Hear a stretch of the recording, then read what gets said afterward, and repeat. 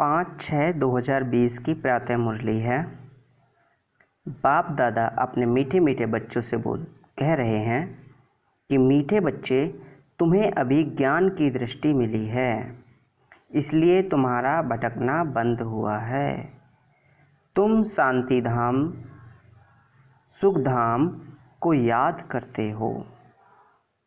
प्रश्न है, देवताओं में कौन सी ताकत है और वह ताकत किस विशेषता के कारण है?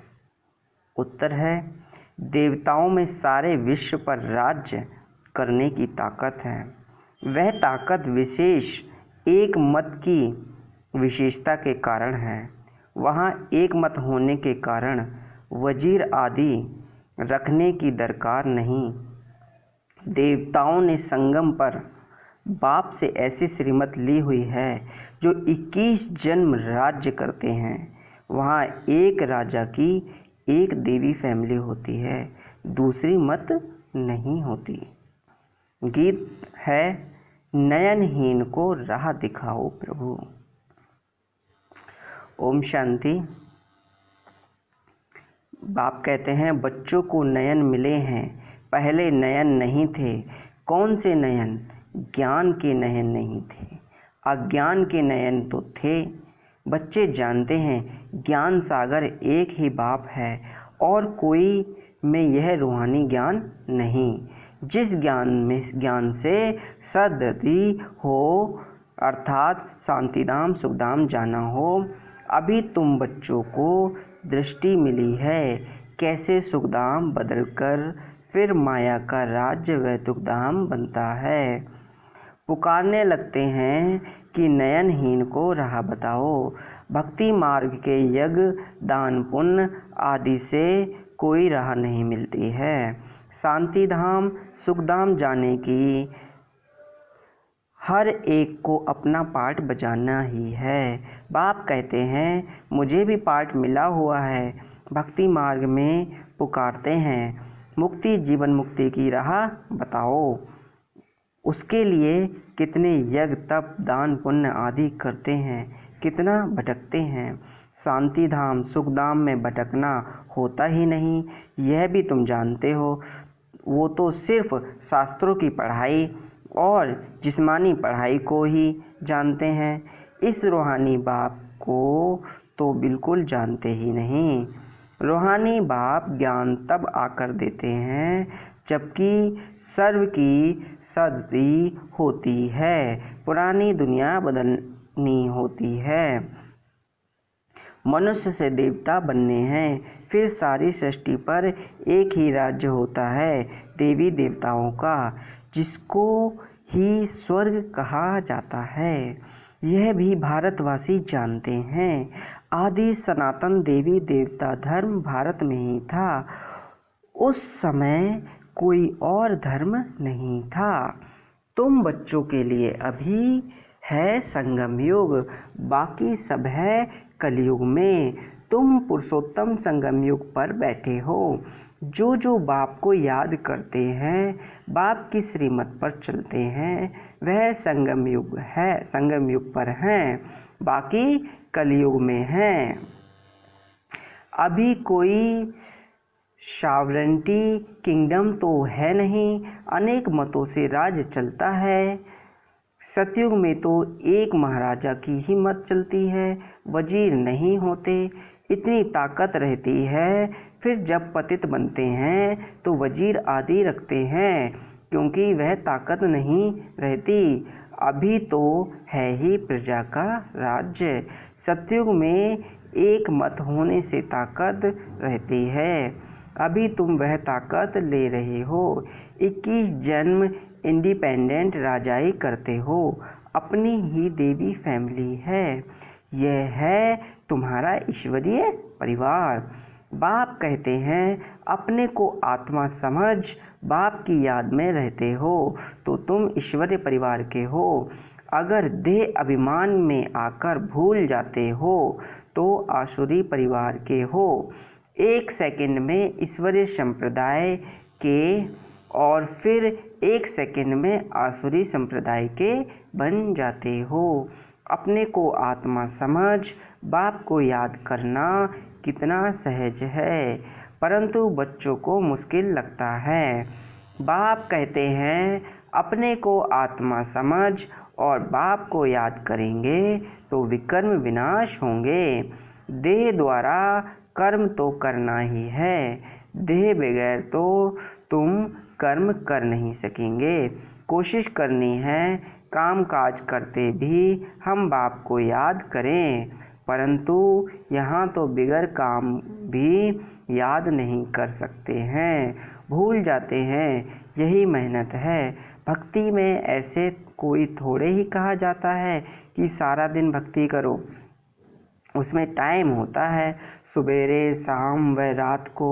फिर मंत्र आदि जो मिलते हैं वह बुद्धि में रहते हैं। अनेकानेक शास्त्र हैं वह भक्ति मार्ग में पढ़ते हैं। तुमको तो कोई पुस्तक आदि नहीं पढ़ना है, ना बनाना है। यह मुरली छपाते भी हैं रिफ्रेश होने के लिए, बाकी कोई भी किताब आदि नहीं रहेगी। यह सब खत्म हो जानी है। ज्ञान तो है ही एक बाप में। अभी देखो ज्ञान विज्ञान भवन नाम रखा है, जैसे कि वहाँ योग और ज्ञान सिखाया जाता है।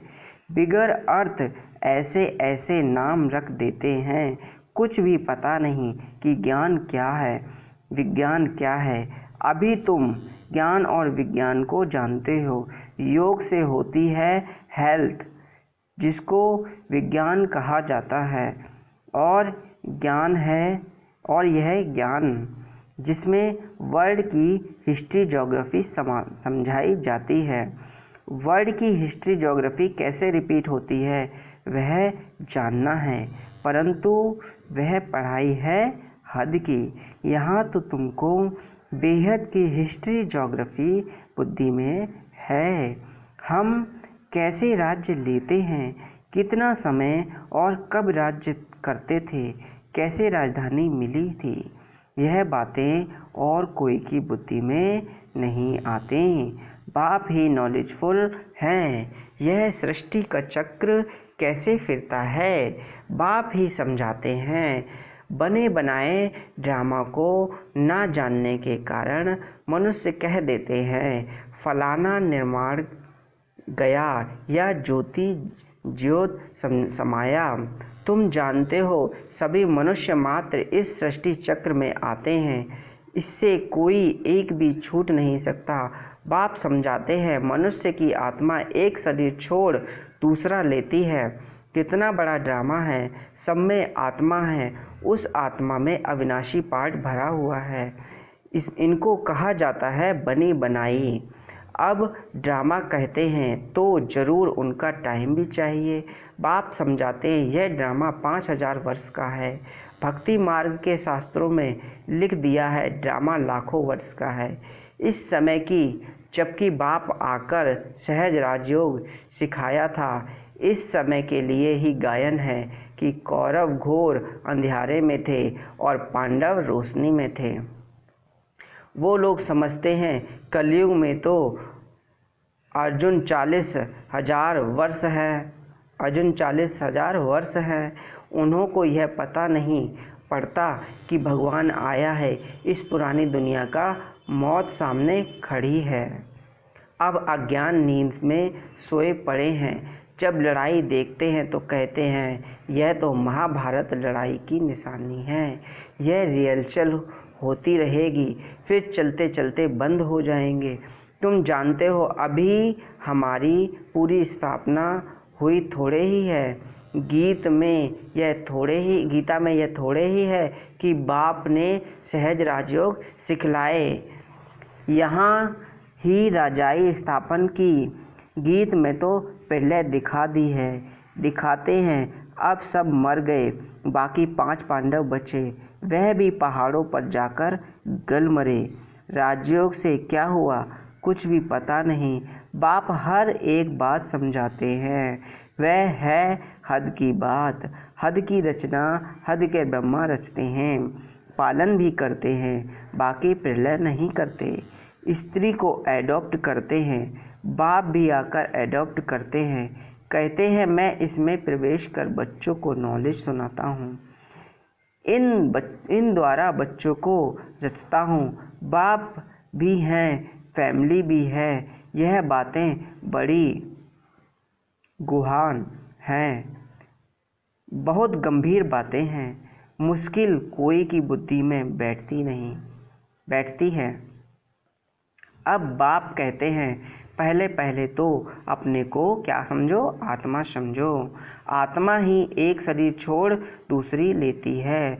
शरीर पर भी भिन्न भिन्न नाम पड़ते हैं। नाम रूप फीचर्स सब भिन्न भिन्न हैं। एक के फीचर्स दूसरे से ना मिलें। हर एक आत्मा के जन्म जन्मांतर के अपने फीचर हैं। अपनी एक्ट ड्रामा में नूंदी हुई है, इसलिए इनको बना बनाया ड्रामा कहा जाता है। अभी बेहद का बाप कहते हैं मुझे याद करो तो विकर्म विनाश हो, तो हम क्यों ना बाप को याद करें, यही मेहनत की बात है। तुम बच्चे जब याद की यात्रा में बैठते हो तो माया के तूफान आते हैं, युद्ध चलता है, उससे घबराना नहीं है। माया घड़ी घड़ी याद को तोड़ेगी। संकल्प विकल्प ऐसे ऐसे आएंगे जो एकदम माथा खराब कर देंगे। तुम मेहनत करो, बाप ने समझाया है। इन सभी लक्ष्मी नारायण की कर्मेंद्रियां बस कैसे हुई, यह संपूर्ण निर्विकारी थे। यह शिक्षा इन्हों को कहाँ से मिली? अभी तुम बच्चों को यह बनने की शिक्षा मिल रही है। इनमें कोई विकार नहीं होता। वहाँ रावण राज्य ही नहीं, पीछे रावण राज्य होता है। रावण क्या चीज़ है ये कोई भी नहीं जानते। ड्रामा अनुसार यह भी नूंद है। ड्रामा के आदि मध्य अंत को नहीं जानते, इसलिए ही नेता नेती करते आए हैं। अभी तुम स्वर्गवासी बनने के लिए पुरुषार्थ कर रहे हो। यह लक्ष्मी नारायण स्वर्ग के मालिक है ना, इन्हों के आगे माथा टेकने वाले तमोप्रधान कनिष्ठ पुरुष हैं। बाप कहते हैं पहले पहले तो एक बात पक्की कर लो, अपने को आत्मा समझ बाप को याद करो। इसमें ही मेहनत है। जैसे 8 घंटे सरकारी नौकरी होती है ना, अभी तुम बेहद की सरकार के मददगार हो। तुमको कम से कम 8 घंटा पुरुषार्थ कर याद में रहना है। यह अवस्था तुम्हारी ऐसी पक्की हो जाएगी जो कोई भी याद नहीं आएगी। बाप की याद में ही शरीर छोड़ेंगे, फिर वही विजयमाला के दाने बनेंगे। एक राजा की प्रजा कितनी ढेर होती है, यह भी प्रजा बनती है। तुम विजयमाला के दाने पूजने लायक बनेंगे। 16,108 की माला भी होती है, एक बड़े बॉक्स में पड़ी रहती है। 8 की माला है, 108 की भी है। अतः फिर अंत में फिर 16,108 की भी बनती है। तुम बच्चों ने ही बाप से राजयोग सीख सारे विश्व को स्वर्ग बनाया है, इसलिए तुमको पूजा जाता है। तुम ही पूज्य थे और फिर पुजारी बने हो। यह दादा कहते हैं हमने दुख माला फेरी है। लक्ष्मी नारायण के मंदिर में यूं तो रुद्रमाला होनी चाहिए। तुम पहले रुद्रमाला फिर रून माला बनते हो। पहले नंबर में है रुद्रमाला जिसमें शिव भी है। रून-माला में शिव कहाँ से आए? यह है विष्णु की माला। इन बातों को कोई समझते थोड़े ही हैं। अभी तुम कहते हो कि शिव बाबा के गले का हार जाए बनते हैं। ब्राह्मणों की माला नहीं बन सकती, ब्राह्मणों की माला होती नहीं। तुम जितना याद में रहते हो फिर वहाँ भी नज़दीक में ही आकर राज्य करेंगे। यह पढ़ाई और कोई जगह मिल ना सके। तुम जानते हो अभी हम इस पुराने शरीर को छोड़ स्वर्गवासी बनेंगे। सारा भारत स्वर्ग बनेगा। इन पर्टिकुलर भारत ही स्वर्ग था। भारत 5,000 वर्ष की बात है, लाखों वर्ष की बात हो नहीं सकती। देवताओं को ही 5,000 वर्ष हुए हैं, स्वर्ग को मनुष्य भूल गए हैं, तो ऐसे ही कह देते हैं, बाकी है कुछ नहीं। इतना पुराना संवत आदि है थोड़े ही, है ही सूर्यवंशी चंद्रवंशी, फिर और धर्म वाले आते हैं। पुरानी चीज़ें काम क्या आएंगी, कितना खरीद करते हैं, पुरानी चीज़ ही बहुत वैल्यू करते हैं। सबसे वैल्यूबुल है शिव बाबा, कितने शिवलिंग बनाते हैं, आत्मा कितनी छोटी बिंदु है, यह किसको भी समझ में नहीं आता। अति सूक्ष्म रूप है, बाप ही समझाते हैं। इतनी छोटी बिंदु में इतना पाठ नूंदा हुआ है, यह ड्रामा रिपीट होता रहता है। यह ज्ञान तुमको वहाँ नहीं रहेगा, यह प्राय लोप हो जाता है। तो फिर कोई सहज राजयोग सिखा कैसे सकते। यह सब भक्ति मार्ग के लिए बैठ बनाया है। अभी बच्चे जानते हैं, बाप द्वारा ब्राह्मण देवता क्षत्रिय 3 धर्म स्थापन हो रहे हैं भविष्य नई दुनिया के लिए। वह पढ़ाई जो तुम पढ़ते हो वह इस जन्म के लिए, इसकी प्रारब्ध तुमको नई दुनिया में मिलनी है। यह पढ़ाई होती है संगम युग पर, यह है पुरुषोत्तम संगम युग। मनुष्य से देवता तो जरूर संगम पर बने होंगे। बाप बच्चों को सब राज्य समझाते हैं। यह भी बाबा जानते हैं, तुम सारा दिन यह याद में रह नहीं सकेंगे, इम्पॉसिबल है। इसलिए चार्ट रखो, देखो हम कहाँ तक याद में रह सकते हैं। देह का अभिमान होगा तो याद कैसे रह सकेगी। देह का अभिमान होगा तो याद कैसे रह सकेगी।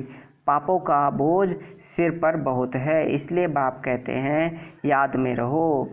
त्रिमूर्ति का चित्र पॉकेट में डाल लो, परंतु तुम घड़ी घड़ी भूल जाते हो। अल्प को याद करने से वे आदि सब याद आ जाते हैं। बैच तो सदा लगा रहे, लिटरेचर भी हो, कोई भी अच्छा आदमी हो तो उसको देना चाहिए। अच्छा आदमी कभी मुफ्त में लेंगे नहीं।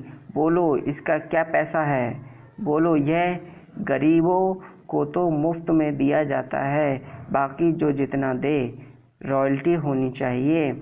तुम्हारी रस्म रिवाज दुनिया से बिल्कुल न्यारी होनी चाहिए। रॉयल आदमी आपे ही कुछ दे देंगे, कुछ दे देंगे। यह तो हमको देते हैं कल्याण के लिए। कोई पढ़कर भी तुमको पैसे भेज देंगे। खर्चा तो बहुत करते हो ना, बोलो हम अपना तन मन धन भारत की सेवा में खर्च करते हैं। अच्छा, मीठे मीठे सिकील दे बच्चों प्रति माता पिता बाप दादा का याद प्यार और गुड मॉर्निंग। रूहानी बाप की रूहानी बच्चों को नमस्ते। हम रूहानी बच्चों की रूहानी बाप दादा को नमस्ते नमस्ते नमस्ते। ओम शांति। धारणा के लिए मुख्य सार है, इस बेहद की सरकार को मदद करने के लिए कम से कम 8 घंटा याद में रहने का पुरुषार्थ करना है। याद में जो माया विघ्न डालती है उससे घबराना नहीं है। इस पुरुषोत्तम संगम युग पर ईश्वरीय संप्रदाय का बन ईश्वरीय की मत पर चलना है। कर्म करते भी एक बाप की याद में रहने का अभ्यास करना है। वरदान है, बेगर टू प्रिंस का पाठ प्रैक्टिकल में बजाने वाले त्यागी व श्रेष्ठ भाग्यशाली आत्मा भव। जैसे भविष्य में विश्व महाराजन दाता होंगे, ऐसे अभी से दातापन के संस्कार इमर्ज करो। किसी से कोई सैल्वेशन लेकर के फिर सैल्वेशन दें, ऐसा संकल्प में भी ना हो। इसे ही कहा जाता है बैगर टू प्रिंस, स्वयं लेने की इच्छा वाले नहीं। इस अल्पकाल की इच्छा से बगैर ऐसा बैगर ही संपन्न मूर्त है जो अभी बैगर टू प्रिंस का पार्ट प्रैक्टिकल में बजाते हैं। उन्हें कहा जाता है सदा त्यागी व श्रेष्ठ भाग्यशाली। त्याग से सदाकाल का भविष्य स्वतः बन जाता है। स्लोगन है सदा हर्षित रहने के लिए साक्षीपन की सीट पर दृष्टा बनकर हर खेल देखो। ओम शांति। बाबा की मुरली सुनने के लिए बाबा के प्यारे प्यारे मीठे बच्चों का सभी का बहुत बहुत धन्यवाद, बहुत बहुत शुक्रिया। सभी को ओम शांति।